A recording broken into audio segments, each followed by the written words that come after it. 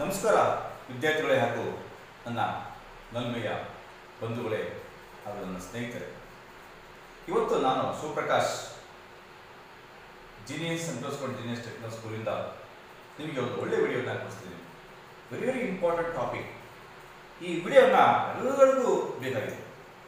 ಇವತ್ತಿನ ದಿನಗಳಲ್ಲಿ ಇಂಥ ವಿಡಿಯೋ ತುಂಬ ಅವಶ್ಯಕತೆ ಇದೆ. ಸೊ ಏನಪ್ಪ ವಿಡಿಯೋ ಅಂದರೆ the topic name is called How to learn English fluently. How to learn English fluently.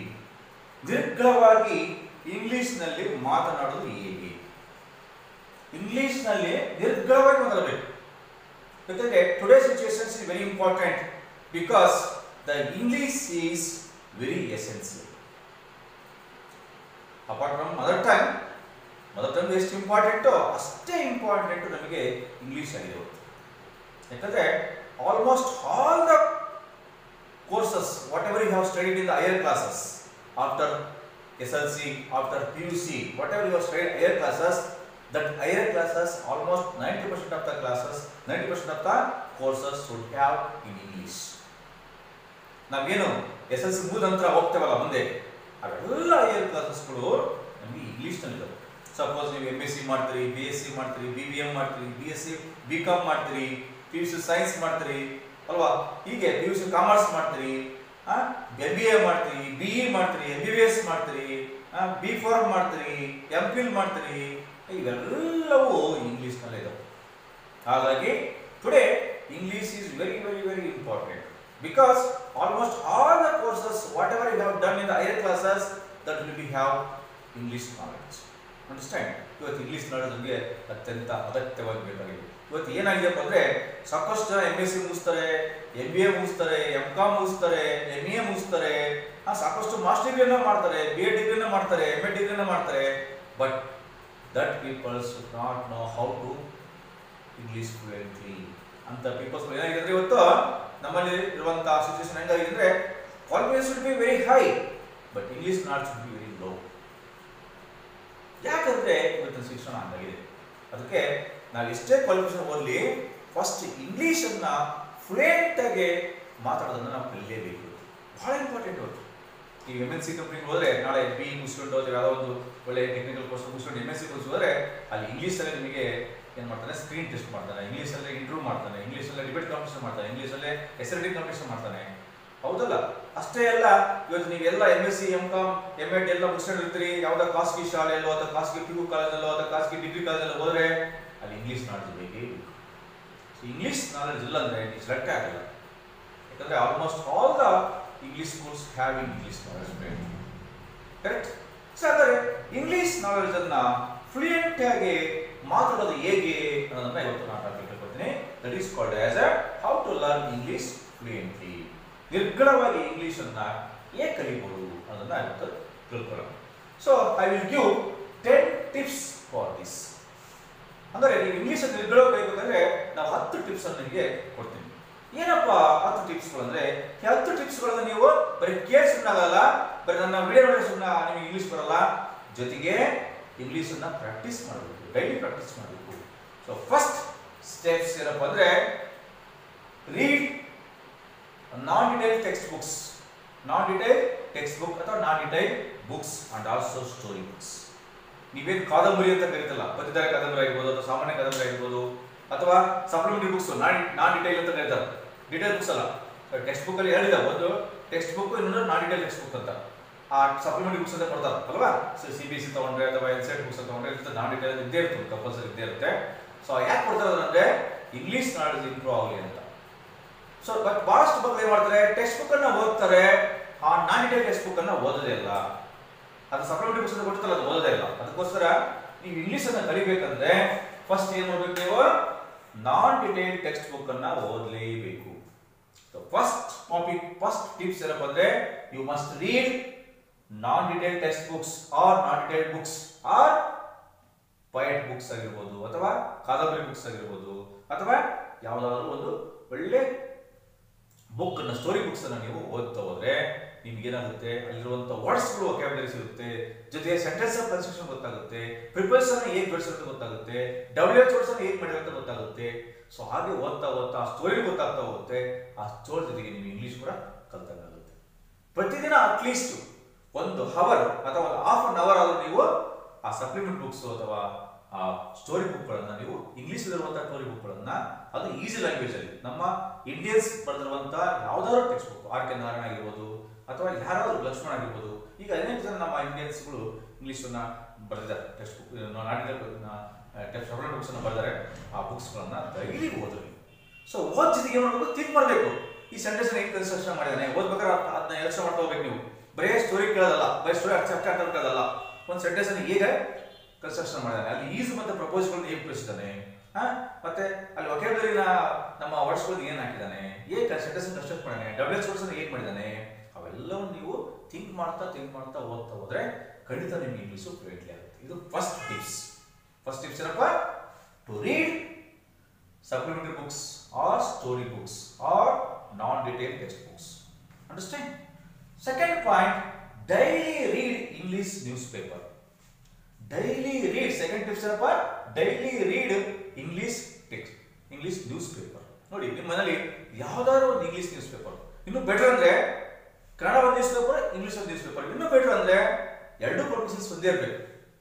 Example Prajavani ಅಂದ್ರೆ ಪ್ರಜಾವಾಣಿ ಒಂದು ಯಾವ್ದಾದ್ರು ಒಂದು ಅವ್ರದ್ದು ಇಂಗ್ಲಿಷ್ ಪೇಪರ್ನ, ಅಥವಾ ವಿಜಯ ಕನ್ನಡ ವಿಜಯ ಕನ್ನಡ ಒಂದು ಇಂಗ್ಲಿಷ್ ಪೇಪರ್ ಅನ್ನ, ಅಥವಾ ಅದಕ್ಕೆ ಏನು ನೋಡಿ ಅದೇ example almost all the Kannada papers having English paper also. ನಾವು ಏನು ವಿಜಯ ಕನ್ನಡ ತಗೊಂತೀವಿ, ವಿಜಯವಾಣಿ ತಗೊಂತೀವಿ ಅಥವಾ ಪ್ರಜಾವಾಣಿ ತಗೊಂತೀವಿ, ಆಲ್ಮೋಸ್ಟ್ ಎಲ್ಲ ಪೇಪರ್ಗಳು ಇಂಗ್ಲಿಷ್ ಪೇಪರ್ ಇದಾವೆ. ಸೊ ಅವ್ರದೇ ಸೇಮ್ ತಗೊಂಡಿರ್ಬೇಕು. ನೀವು ಸೇಮ್ ಅಪ್ಲಿಕೇಶನ್ಸ್ ಇದ್ರೆ ಫಸ್ಟ್ ನೀವು ಕನ್ನಡದಲ್ಲಿ ಓದ್ಬಿಟ್ರೆ ಅದನ್ನ ಇಂಗ್ಲಿಷ್ ನ್ಯೂಸ್ ಓದ್ಬೇಕಾದ್ರೆ ಅರ್ಥ ಆಗುತ್ತೆ. ಫಸ್ಟ್ ಏನ್ ಮಾಡಿ, 2 ನ್ಯೂಸ್ ಪೇಪರ್ ತರಿಸ್ಕೊಳ್ಳಿ, ಕನ್ನಡ ಮತ್ತೆ ಇಂಗ್ಲಿಷ್ ಅನ್ನ. So first Kannada news paper ಓದ್ಕೊಂಡು ಆಮೇಲೆ ಇಂಗ್ಲಿಷ್ ನ್ಯೂಸ್ ಪೇಪರ್ ಹೋಗ್ತಾ ಹೋಗಿ.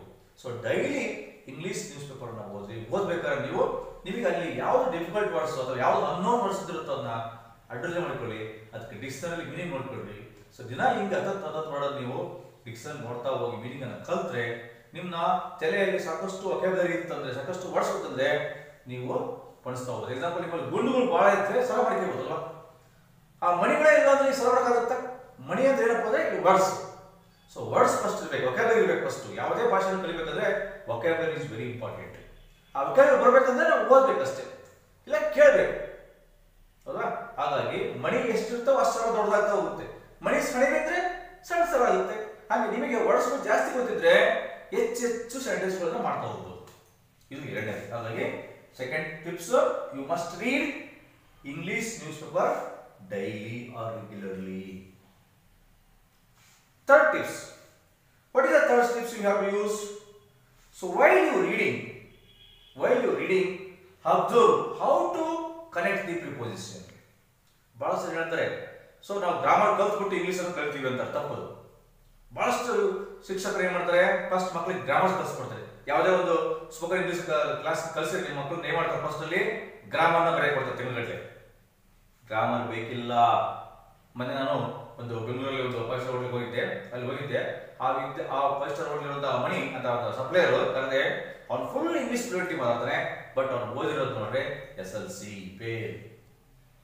ಹೇಗಪ್ಪ ನೀವು ಇಂಗ್ಲಿಷ್ ಕಲಿತೆ ಅಂದ್ರೆ, ಸರ್ ಅವ್ರು ಇವರೆಲ್ಲ ಬರ್ತಾರಲ್ಲ ಟೂರಿಸ್ಟ್ಗಳು, ಎಲ್ಲ ಬೇರೆ ಬೇರೆ ಸ್ಟೇಟ್ ಇಂದ ಬರ್ತಾರೆ, ಬೇರೆ ಬೇರೆ ಕಂಟ್ರಿ ಇಂದ ಬರ್ತಾರೆ, ಅವ್ರು ಮಾತಾಡೋದನ್ನ ನೋಡಿ ನಾನು ಕೇಳಿ ಕಲಿತೆ ಸರ್ ಅಂತ.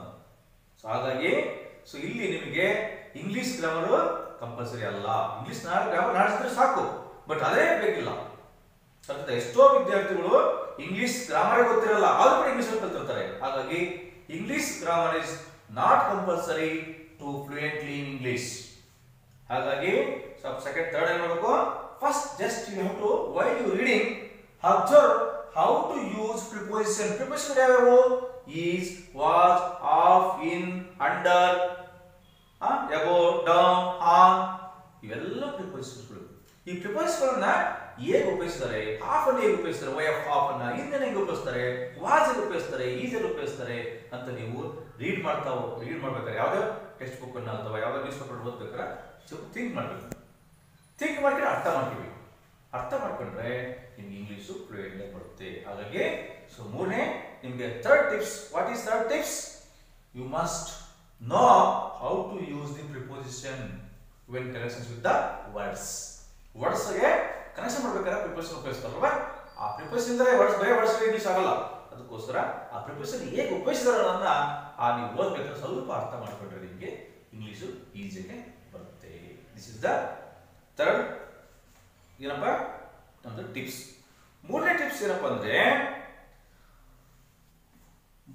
ಫೋರ್ತ್ ಟಿಪ್ಸ್ ಏನಪ್ಪ ಅಂದ್ರೆ you must know WH words. WH words ಅಂದ್ರೆ ಡಬ್ಲ್ಯೂ ಇಂದ ಸ್ಟಾರ್ಟ್ ಆಗುವಂತ ವರ್ಡ್ಸ್ ಯಾವ್ಯಾವ WH ವರ್ಡ್ಸ್ ಅಂದ್ರೆ ಅವ್ನ ಎಲ್ಲಿ ಉಪಯೋಗಿಸ್ತಾರೆ ಅಂದ್ರೆ when you making the question tags, questions ಅನ್ನ ಮಾಡ್ಬೇಕಾದ್ರೆ ಉಪಯೋಗಿಸ್ತಾರೆ. Example who, which, what, why ಇವೆಲ್ಲ W word. H words how, understand, ಹೇ ಇವೆಲ್ಲ WH ವರ್ಡ್ಸ್. ಅಂದ್ರೆ WH ವರ್ಡ್ಸ್ ಅನ್ನ ನೀವು ಹೇಗೆ ಬಳಕೆ ಮಾಡಬೇಕಂತ ಅರ್ಥ ಮಾಡ್ಕೊಂಡ್ರೆ ನೀವು ಸೆಂಟೆನ್ಸ್ ಕನ್ಸ್ಟ್ರಕ್ಟ್ ಮಾಡ್ಬೇಕಾದ್ರೆ ಕ್ವಶನ್ಸ್ ಟ್ಯಾಗ್ ಅನ್ನ ಮಾಡ್ತಾ ಹೋಗ್ಬೇಕು. ಕ್ವಶನ್ಸ್ ಟ್ಯಾಗ್ ಅನ್ನ ಮಾಡಿದ್ರೆ ನಿಮಗೆ ಆಟೋಮೆಟಿಕಲಿ ಇಂಗ್ಲಿಷ್ ನಿಮಗೆ ಫ್ಲೂಯೆಂಟ್ಲಿ ಆಗಿ ಬರ್ತಾ ಹೋಗುತ್ತೆ. This is the fourth point. Dear ಸ್ನೇಹಿತರೆ, ಸೊ 4 ಟಿಪ್ಸ್ ಹೇಳ್ಕೊಟ್ಟು ಈಗ 5ನೇ ಟಿಪ್ಸ್ ಏನಪ್ಪಾ ಅಂದ್ರೆ what is the 5 tips for learning English fluently. Very important. So practice English very well. ನೋಡಿ, ನೀವು ಯಾವುದೇ ಭಾಷೆ ಕಲಿಬೇಕಂದ್ರೆ ಪ್ರಾಕ್ಟೀಸ್ ಮೇಕ್ಸ್ ಮ್ಯಾನ್ ಪರ್ಫೆಕ್ಟ್ ಅಂತ ಹೇಳ್ತಾರೆ. ಹಾಗಾಗಿ ನೀವು ಕಲಿತಂತ ಆ ಇಂಗ್ಲಿಷ್ ಅನ್ನ ಬೇರೆ ನಿಮ್ಮ ತಮ್ಮನೋ, ನಿಮ್ಮ ತಂಗಿನೋ, ನಿಮ್ಮ ಅಣ್ಣನೋ, ನಿಮಗಿಂತ ಕೆಳಗಿರೋರನ್ನ ನಿಮ್ಮ ಮುಂದ್ಗಡೆ ನೀವು ಅದನ್ನ ಉಪಯೋಗಿಸ್ಬೋದು.